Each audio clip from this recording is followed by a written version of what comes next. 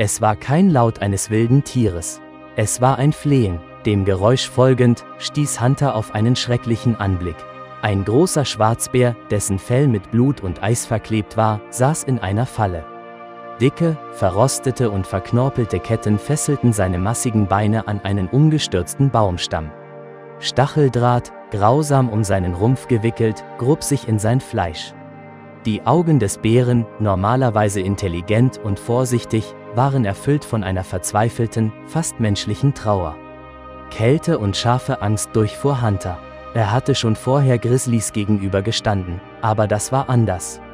Das war kein wildes Tier, das sein Revier verteidigte, das war eine gebrochene Kreatur, die um Gnade bettelte.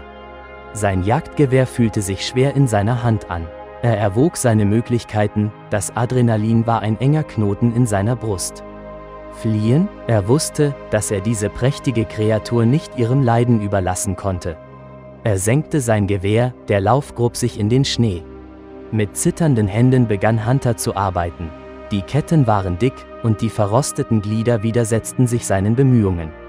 Der Stacheldraht schnitt durch seine Handschuhe, verletzte ihn, aber er machte weiter, angetrieben von einer Welle gerechter Wut. Der Bär, seine Absicht spürend, blieb überraschend ruhig und wimmerte nur gelegentlich. Es dauerte über eine Stunde qualvoller Arbeit, seine Finger waren wund und blutig, bevor die letzte Kette fiel. Der Bär, langsam und steif, erhob sich wackelig auf seine Füße. Hunter erwartete einen wilden Angriff, aber der Bär schaute ihn nur an, seine Augen waren erfüllt von einer ergreifenden Dankbarkeit. Er stieß ein leises Grollen aus, ein Geräusch, das Hunter tief in seinen Knochen spürte, anstatt es mit seinen Ohren zu hören. Dann tappte er in die sich wehrtiefenden Schatten des Waldes. Hunter brach in den Schnee zusammen, sein Körper schmerzte, sein Geist fühlte sich seltsamerweise leichter an. Er versorgte seine Wunden so gut er konnte, die Kälte biss durch seine dünnen Schichten.